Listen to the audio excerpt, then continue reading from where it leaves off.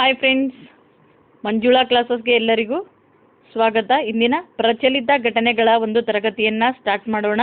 ಇನ್ನೂ ಚಾನಲ್ಗೆ ಯಾರೆಲ್ಲ ಸಬ್ಸ್ಕ್ರೈಬ್ ಆಗಿಲ್ಲ, ಸಬ್ಸ್ಕ್ರೈಬ್ ಆಗೋಕ್ಕೆ ಸಾಧ್ಯ ಆಗಿರಬೇಕು. ವಿಡಿಯೋನ ಕೊನೆವರೆಗೂ ನೋಡಿ, ತುಂಬ ಯೂಸ್ಫುಲ್ ಆದ ಇನ್ಫಾರ್ಮೇಷನ್ ಇರುತ್ತೆ. ಫಸ್ಟ್ ಕ್ವಶನ್ಗೆ ಹೋಗ್ಬಿಡೋಣ ನೋಡಿ.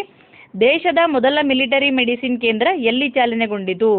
ದೇಶದ ಮೊದಲ ಮಿಲಿಟರಿ ಮೆಡಿಸಿನ್ ಕೇಂದ್ರ ಎಲ್ಲಿ ಚಾಲನೆಗೊಂಡಿತು ಅಂತ ಕೇಳಿದ್ರೆ ಇದಕ್ಕೆ ಸರಿಯಾದ answer Lucknow is the right answer. ಇಲ್ಲಿ ನೋಡಿ, ದೇಶದ ಮೊದಲ ಮಿಲಿಟರಿ ಚಾಲನೆ ಕೇಂದ್ರ ನೋಡಿ, ಮೆಡಿಸಿನ್ ಕೇಂದ್ರ ಯೋಧರಿಗೆ ಅಗತ್ಯ ಔಷಧಿ ಪೂರೈಕೆ ಮಾಡೋಕ್ಕೋಸ್ಕರ ಇತ್ತೀಚೆಗೆ ಶಸ್ತ್ರಾಸ್ತ್ರಗಳಿಂದ ಸಮೂಹದ ಮೇಲಿನ ದಾಳಿ ಸಂದರ್ಭದಲ್ಲಿ ಉದ್ಭವಿಸುವ ಒಂದು ಆತಂಕದ ಪರಿಸ್ಥಿತಿಯನ್ನು ನಿಭಾಯಿಸಲು ಅಗತ್ಯವಾದ ಮೊಟ್ಟಮೊದಲ ಮಿಲಿಟರಿ ಮೆಡಿಸಿನ್ ಸೌಲಭ್ಯವನ್ನು ಇತ್ತೀಚೆಗೆ ಲಕ್ನೋದಲ್ಲಿ ರಕ್ಷಣಾ ಸಚಿವರಾದ ರಾಜನಾಥ್ ಸಿಂಗ್ ಅವರು ಉದ್ಘಾಟನೆ ಮಾಡಿರುವಂಥದ್ದು. ಎಲ್ಲಪ್ಪ ಅಂತ ಕೇಳಿದ್ರೆ ಲಕ್ನೋದ ಕಮಾಂಡ್ ಹಾಸ್ಪಿಟಲ್ನಲ್ಲಿ ಈ ಮಿಲಿಟರಿ ಮೆಡಿಸಿನ್ ಕೇಂದ್ರವನ್ನು ಚಾಲನೆ ಮಾಡ್ತಾರೆ.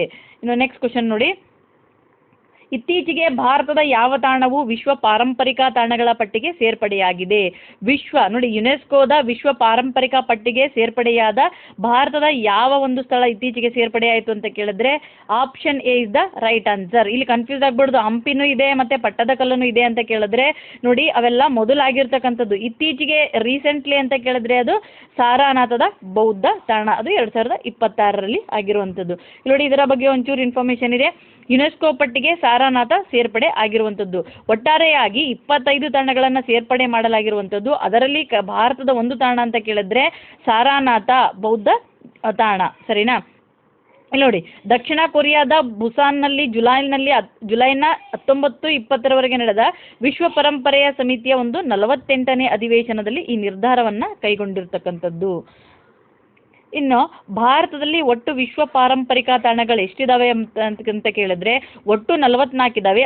ಅವುಗಳನ್ನು ನಾವು ಹೇಗೆ ವರ್ಗೀಕರಣ ಮಾಡ್ತೀವಿ ಅಂತ ಕೇಳಿದ್ರೆ ಮುಖ್ಯ ಸಾಂಸ್ಕೃತಿಕ ತಾಣಗಳಾಗಿ, ಮತ್ತೆ ನೋಡಿ ನೈಸರ್ಗಿಕ ತಾಣಗಳಾಗಿ, ಇನ್ನು ಕೊನೆಯದಾಗಿ ಮಿಶ್ರ ತಾಣಗಳಾಗಿ ಒಟ್ಟಾರೆಯಾಗಿ 44 ಇದ್ದಾವೆ. ಸಾಂಸ್ಕೃತಿಕ ತಾಣಗಳು ಎಷ್ಟಿದ್ದಾವೆ? 36 ಇದ್ದರೆ, ಇನ್ನು ನೈಸರ್ಗಿಕ ತಾಣಗಳು 7 ಇದ್ದಾವೆ, ಮಿಶ್ರ ತಾಣಗಳು 1 ಇದ್ದಾವೆ. ಒಟ್ಟು ಟೋಟಲ್ ಎಷ್ಟಿದ್ದಾವೆ ಅಂದರೆ 44 ಇರುವಂಥದ್ದು. ಈ 44ರಲ್ಲಿ ಕರ್ನಾಟಕದಿಂದ ಆಯ್ಕೆಯಾದ ಯುನೆಸ್ಕೋ ವಿಶ್ವ ಪಾರಂಪರಿಕ ತಾಣಗಳು ಯಾವುವು ಅಂತ ಕೇಳಿದ್ರೆ ಹಂಪಿ ಮತ್ತು ಪಟ್ಟದಕಲ್ಲು. ಇವೆಲ್ಲ ಲಿಸ್ಟ್ ಇದ್ದಾವೆ, ಒಂಚೂರು ನೋಡ್ಕೊಳ್ಳೋಕ್ಕೆ ಸಾಧ್ಯ ಆಗಿರಬೇಕು, ಸರಿನಾ? ಇನ್ನು ನೆಕ್ಸ್ಟ್ ಕ್ವಶನ್ಗೆ ಹೋಗ್ಬಿಡೋಣ ನೋಡಿ. ನೆಕ್ಸ್ಟ್ ಕ್ವಶನ್ಗೆ ಹೋಗೋಣ. ವಂದೇ ಮಾತರಂ ಮಸೂದೆಯ ಪ್ರಮುಖ ಉದ್ದೇಶ ಯಾವುದು? ವಂದೇ ಮಾತರಂ ಮಸೂದೆ ಇತ್ತೀಚೆಗೆ ಮಾಡಿರುವಂಥದ್ದು. ಆ ಮಸೂದೆಯ ಪ್ರಮುಖ ಒಂದು ಉದ್ದೇಶ ಯಾವುದಪ್ಪ ಅಂತ ಕೇಳಿದ್ರೆ ಸಂವಿಧಾನದ ಆಶಯಗಳಿಗೆ ಅನುಗುಣವಾಗಿ ರಾಷ್ಟ್ರಭಕ್ತಿಯನ್ನು ಉತ್ತೇಜನೆ ಮಾಡುವುದು. ಏನಪ್ಪ ಈ ಮಸೂದೆಯಲ್ಲಿ ಏನಿದೆ ಅಂತ ಕೇಳಿದ್ರೆ, ಇಷ್ಟು ದಿನ ನಾವು ರಾಷ್ಟ್ರಗೀತೆಗೆ ಯಾವ ರೀತಿ ಗೌರವವನ್ನು ಕೊಡ್ತೇವೆ, ರಾಷ್ಟ್ರಗೀತೆಗೆ ಯಾವ ರೀತಿಯನ್ನು ಗೌರವ ಕೊಡ್ತೇವೆ, ಅದೇ ರೀತಿಯಾಗಿ ರಾಷ್ಟ್ರೀಯ ಗೀತೆಗೂ ಕೂಡ ಗೌರವವನ್ನು ನೀಡುವಂಥದ್ದು. ರಾಷ್ಟ್ರಗೀತೆ ಅಂದರೆ ಜನಗಣ ಮನ, ರಾಷ್ಟ್ರೀಯ ಗೀತೆ ಅಂದರೆ ವಂದೇ ಮಾತರಂ. ಇನ್ನು ವಂದೇ ಮಾತರಂ ಬರೆದವರು ಯಾರಪ್ಪ ಅಂತ ಕೇಳಿದ್ರೆ ಬಂಕಿಮ್ ಚಂದ್ರ ಚಟರ್ಜಿ ಅವರು ಏನು ಮಾಡ್ತಾರೆ, ವಂದೇ ಮಾತರಂ ಗೀತೆಯನ್ನು ಬರೀತಾರೆ, ಸರಿನಾ? ರಾಷ್ಟ್ರೀಯ ಗೀತೆಗೆ ಸ್ಥಾನ ಏನು ಸಂವಿಧಾನಿಕ ಸ್ಥಾನಮಾನ. ಈ ವಿಧೇಯಕದಲ್ಲಿ ಏನಿದಾವಪ್ಪ ಅಂತ ಕೇಳಿದ್ರೆ ರಾಷ್ಟ್ರಗೀತೆಯಂತೆ ವಂದೇ ಮಾತರಂ ಹಾಡಲು ಅಡ್ಡಪಡಿಸಿದರೂ ಶಿಕ್ಷಾರ್ಹ ಅಪರಾಧ ಆಗುವಂಥದ್ದು, ಸರಿನಾ? ವಂದೇ ಮಾತರಂ ಹಾಡುತ್ತಿರುವ ಸಭೆಗಳಿಗೆ ಅಡ್ಡಪಡಿಸುವುದು ಒಂದು ಕೂಡ ನಿಷೇಧ ಆಗಿರುವಂಥದ್ದು, ಸರಿನಾ? ಇನ್ನು ಕೆಲವಷ್ಟು ಇಂಪಾರ್ಟೆಂಟ್ ಪಾಯಿಂಟ್ಸ್ಗಳಿರುವಂಥದ್ದು. ಇನ್ನು ಇಲ್ಲಿ ನೋಡ್ರಿ, ವಂದೇ ಮಾತರಂ ಗೀತೆಯು ಮೊದಲ ಬಾರಿಗೆ ಯಾವ ಕಾದಂಬರಿಯಲ್ಲಿ ಪ್ರಕಟವಾಯಿತು? ಓಕೆ, ವಂದೇ ಮಾತರಂ ಗೀತೆಯ ಮಸೂದೆಯ ಒಂದು ಅಂಗೀಕಾರ ಮಾಡಿರುವಂಥದ್ದು. ಸೊ ಇದರ ಬಗ್ಗೆ ರಿಲೇಟೆಡ್ ಕ್ವಶನ್ಸ್ ನೋಡಿ.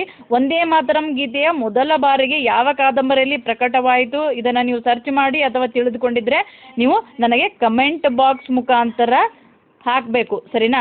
ಇದರಿಂದ ನಿಮಗೆ ನಿಮ್ಮ ಇನ್ವಾಲ್ವ್ಮೆಂಟ್ ಎಷ್ಟಿದೆ ಕ್ಲಾಸಲ್ಲಿ ಅಂತ ಗೊತ್ತಾಗುವಂಥದ್ದು. ನೆಕ್ಸ್ಟ್ ಕ್ವಶನ್ಗೆ ಹೋಗೋಣ. ಇತ್ತೀಚೆಗೆ ಅಂತಾರಾಷ್ಟ್ರೀಯ ಫುಟ್ಬಾಲ್ಗೆ ವಿದಾಯ ಹೇಳಿದ ನೇಮರ್ ಯಾವ ದೇಶದವರು? ಅಂತಾರಾಷ್ಟ್ರೀಯ ಫುಟ್ಬಾಲ್ ನೋಡಿ, ಫಿಫಾ ಫುಟ್ಬಾಲ್ 2026 ಇತ್ತೀಚೆಗೆ ಮುಕ್ತಾಯಗೊಂಡಿತು, ಓಕೆನಾ? ಅದಾದಮೇಲೆ ಹೇಳ್ತೀನಿ. ಇಲ್ಲಿ ನೋಡಿ, ನೇಮರ್ ಇವರು ಬ್ರೆಜಿಲ್ ದೇಶದವರು ಆಗಿರ್ತಾರೆ. ಇವರು ಅಂತಾರಾಷ್ಟ್ರೀಯ ಫುಟ್ಬಾಲ್ಗೆ ಇತ್ತೀಚೆಗೆ ವಿದಾಯವನ್ನು ಹೇಳಿರುವಂಥದ್ದು. ಇಲ್ಲಿ ನೋಡಿ, ಬ್ರೆಜಿಲ್ ದೇಶದ ನೇಮರ್ ನಿವೃತ್ತಿಯನ್ನು ಘೋಷಣೆ ಮಾಡಿರ್ತಾರೆ. ಇನ್ನು ಫಿಫಾ ವಿಶ್ವಕಪ್ ಬಗ್ಗೆ ಒಂಚೂರು ತಿಳ್ಕೊಳ್ಳೋಣ. 2026ರ ಈ ಒಂದು ವಿಶ್ವಕಪ್ನಲ್ಲಿ ಸ್ಪೇನ್ ದೇಶ ನೋಡಿ ಯಾವ ದೇಶ? ಸ್ಪೇನ್ ದೇಶ ವಿಜೇತ ದೇಶ ಆಗಿದೆ. ಮತ್ತು ರನ್ನರ್ ಅಪ್ ಯಾರಾಗಿದ್ದಾರೆ? ಅರ್ಜೆಂಟೀನಾ ಈ ಬಾರಿಯ ವಿಶ್ವಕಪ್ನಲ್ಲಿ ರನ್ನರ್ ಅಪ್ ಆಗಿದ್ದರೆ ಸ್ಪೇನ್ ದೇಶ ವಿನ್ನರ್ ಆಗಿ ಹೊರಹೊಮ್ಮಿದೆ. ಅದೇ ರೀತಿಯಾಗಿ ಅತಿ ಹೆಚ್ಚು ಗೋಲ್ಗಳು ಯಾರು ಬಾರಿಸಿದ್ದಾರೆ? ಎಂಬಾಪೆ ಅವರು ಅತಿ ಹೆಚ್ಚು ಗೋಲ್ಗಳನ್ನು ಗಳಿಸಿ ಗೋಲ್ಡನ್ ಬೂಟನ್ನು ಪಡೆದಿರುವಂಥದ್ದು. ಗೋಲ್ಡನ್ ಬೂಟ್ ಇದರ ಬಗ್ಗೆ ನಾನು ಶಾರ್ಟ್ ಆಗಿ ಒಂದು ವಿಡಿಯೋನ ಹಾಕಿರ್ತೀನಿ. ತಾವೆಲ್ಲ ಡಿಸ್ಕ್ರಿಪ್ಷನ್ ಬಾಕ್ಸ್ನಲ್ಲಿ ಇದರ ಲಿಂಕನ್ನು ಕೊಟ್ಟಿರ್ತೀನಿ. ನೀವು ಹೋಗಿ ಅದರ ಒಂದು ಇನ್ಫಾರ್ಮೇಷನನ್ನು ತಿಳಿದುಕೊಳ್ಳಿ, ಸರಿನಾ? ಭಾರತವು ಯಾವ ದೇಶಕ್ಕೆ 4,000 ಕೋಟಿ ಸಾಲ ಒಪ್ಪಂದಕ್ಕೆ ಸಹಿ ಹಾಕಿದೆ ಇತ್ತೀಚೆಗೆ ಅಂತ ಕೇಳಿದ್ರೆ ನೋಡಿ, right option Bhutan is the right answer. 4,000 ಕೋಟಿ ಸಾಲ ಒಪ್ಪಂದಕ್ಕೆ ಯಾವ ದೇಶಕ್ಕೆ ಸಹಿ ಹಾಕಿದೆಯಪ್ಪ ಅಂತ ಕೇಳಿದ್ರೆ Bhutan is the right answer. ಭಾರತವು ಭೂತಾನ್ಗೆ ಇತ್ತೀಚೆಗೆ 4,000 ಕೋಟಿ ರೂಪಾಯಿಯ ರಿಯಾಯಿತಿ ಸಾಲ ಒದಗಿಸುವ ಒಪ್ಪಂದಕ್ಕೆ ಸಹಿ ಹಾಕಿರುವಂಥದ್ದು. ನೋಡಿ ಯಾವುದಕ್ಕೆ ಅಂದರೆ ಈ ಸಹಕಾರ ಏನಕ್ಕೆ ಉಪಯೋಗ ಆಗಲಿದೆ ಅಂದರೆ ಮೂಲಸೌಕರ್ಯ ಮತ್ತು ಅಭಿವೃದ್ಧಿ ಯೋಜನೆಗಳಿಗಾಗಿ ನೆರವಾಗುವುದಕ್ಕೋಸ್ಕರ ನೀಡಿರುವಂಥದ್ದು. ನೆಕ್ಸ್ಟ್ ಕ್ವಶನ್ಗೆ ಹೋಗೋಣ. ಸರ್ಕಾರಿ ಆಸ್ತಿಗಳ ಕೇಂದ್ರೀಕೃತ ಡಿಜಿಟಲ್ ಆಸ್ತಿ ನಿರ್ವಹಣೆಗಾಗಿ ಸಂಪತ್ ಪೋರ್ಟಲನ್ನು ಯಾವ ರಾಜ್ಯ ಸರ್ಕಾರ ಆರಂಭ ಮಾಡಿದೆ? ನೋಡಿ ಇತ್ತೀಚೆಗೆ ಸಂಪತ್ ಅನ್ನೋ ಪೋರ್ಟಲನ್ನು ಯಾವ ರಾಜ್ಯ ಸರ್ಕಾರ ಪ್ರಾರಂಭ ಮಾಡಿದೆ ಅಂದರೆ ಕೇರಳ ರಾಜ್ಯ ಸರ್ಕಾರ ಮಾಡಿರುವಂಥದ್ದು. ನೋಡಿ ಕೇಂದ್ರೀಕೃತ ಡಿಜಿಟಲ್ ನಿರ್ವಹಣೆಗಾಗಿ ಪೋರ್ಟಲನ್ನು ಆರಂಭಿಸಿದೆ. ಇದು ಸಾರ್ವಜನಿಕ ಭೂಮಿ, ಕಟ್ಟಡಗಳಾಗಿರ್ಬೋದು, ರಸ್ತೆ ನಿರ್ಮಾಣ ಮತ್ತು ಯಂತ್ರೋಪಕರಣಗಳ ಏಕೀಕೃತ ಡಿಜಿಟಲ್ ನೋಂದಣಿಯಾಗಿ ಕಾರ್ಯವನ್ನು ನಿರ್ವಹಣೆ ಮಾಡುತ್ತೆ. Sampath portal related to Kerala. ಪಶ್ಚಿಮ ಘಟ್ಟಗಳಲ್ಲಿ ಪ್ರಸ್ತಾವಿತ ಪರಿಸರ ಸೂಕ್ಷ್ಮ ಪ್ರದೇಶದ ಅತಿದೊಡ್ಡ ಸಾಲನ್ನು ಹೊಂದಿರುವ ರಾಜ್ಯ ಯಾವುದು? ನೋಡಿ ಈ ಒಂದು ಪರಿಸರ ಸೂಕ್ಷ್ಮ ಪ್ರದೇಶದ ಅತಿದೊಡ್ಡ ಪಾಲನ್ನು ಹೊಂದಿರುವ ರಾಜ್ಯ ಅಂದರೆ ಕರ್ನಾಟಕ ಆಗಿರುತ್ತೆ. ಇದು ಇತ್ತೀಚೆಗೆ ನ್ಯೂಸಲ್ಲಿದೆ. ಇಲ್ಲಿ ನೋಡಿ, ಪರಿಸರ ಅರಣ್ಯ ಮತ್ತು ಹವಾಮಾನ ಬದಲಾವಣೆಯ ಸಚಿವಾಲಯ ಪಶ್ಚಿಮ ಘಟ್ಟಗಳ ಪರಿಸರ ಸೂಕ್ಷ್ಮ ವಲಯ ESA ಅಂದರೆ ಎಕೋ ಸೆನ್ಸಿಟಿವ್ ಝೋನ್ ಅಂತ ಕರಿತೀವಿ. ಈ ಕರಡು ಅಧಿಸೂಚನೆಯನ್ನು ಮರು ಹೊರಡಿಸಿರುವಂಥದ್ದು. ಅದಕ್ಕೋಸ್ಕರ ಇದು ನ್ಯೂಸಲ್ಲಿದೆ. ಒಟ್ಟಾರೆಯಾಗಿ 6 ರಾಜ್ಯಗಳಲ್ಲಿ ಅಂದರೆ ಪಶ್ಚಿಮ ಘಟ್ಟಗಳು 6 ರಾಜ್ಯಗಳಲ್ಲಿ ಬರ್ತವೆ. ಒಟ್ಟಾರೆಯಾಗಿ 56,825.7 ಚದರ ಕಿಲೋಮೀಟರ್ ವ್ಯಾಪ್ತಿಯನ್ನು ಹೊಂದಿದ್ದು ಕರ್ನಾಟಕದಲ್ಲಿ ಅತಿ ದೊಡ್ಡ ಪಾಲು ಹೊಂದಿದೆ ಇದು ಅಂತ ಹೇಳಿರುವಂಥದ್ದು. ಒಟ್ಟು ಅತಿ ದೊಡ್ಡ ಪಾಲು ಎಷ್ಟಿದೆ ಅಂದರೆ 20,668 ಚದರ ಕಿಲೋಮೀಟರ್ ಇರುವಂಥದ್ದು, ಸರಿನಾ? ನೆಕ್ಸ್ಟ್ ಕ್ವಶನ್ ನೋಡಿ, 2026ರ 29ನೇ ರಾಷ್ಟ್ರೀಯ ಆಡಳಿತ ಸಮ್ಮೇಳನ ಆತಿಥ್ಯ ವಹಿಸುವ ನಗರ ಯಾವುದು ಅಂತ ಕೇಳಿದ್ರೆ option A Jaipur is the right answer. ನೋಡಿ 29ನೇ ರಾಷ್ಟ್ರೀಯ ಆಡಳಿತ ಸಮ್ಮೇಳನ ಇತ್ತೀಚೆಗೆ ರಾಜಸ್ಥಾನದ ಜೈಪುರದಲ್ಲಿ ನಡೆದಿರತಕ್ಕಂಥದ್ದು ಆಗಿರುತ್ತೆ. ಇಲ್ಲಿ ಏನಪ್ಪಾ ನೋಡಿ, ಸಾರ್ವಜನಿಕ ಕುಂದುಕೊರತೆಗಳ ಇಲಾಖೆ, ಎಲೆಕ್ಟ್ರಾನಿಕ್ಸ್ ಮತ್ತು ಮಾಹಿತಿ ತಂತ್ರಜ್ಞಾನ ಸಚಿವಾಲಯದ ರಾಜಸ್ಥಾನ ಸರ್ಕಾರ ಜಂಟಿಯಾಗಿ ಆಯೋಜನೆ ಮಾಡಿರುವಂಥದ್ದು, ಸರಿನಾ? ಇನ್ನು ನೆಕ್ಸ್ಟ್ ನೋಡಿ, APEDA ಮೂಲಕ ಮೊದಲ ಬಾರಿಗೆ ಕರ್ನಾಟಕವು ಮಾವುಗಳನ್ನು ಯಾವ ದೇಶಕ್ಕೆ ವಿಮಾನದ ಮೂಲಕ ರಫ್ತು ಮಾಡಲಾಗಿದೆ ಅಂತ ಕೇಳಿದ್ರೆ ಸೊ ನೋಡಿ Maldives is the right answer.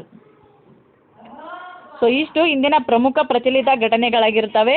Daily current affairs ಇರುತ್ತೆ. ಇವು KS, KPSC, PSI, FDA, SDA all competitive ಎಕ್ಸಾಮ್ಗೆ ರಿಲೇಟೆಡ್ ತುಂಬ ಇಂಪಾರ್ಟೆಂಟ್ ಆಗಿರೋ ಕ್ವಶನ್ಗಳಾಗಿರ್ತವೆ.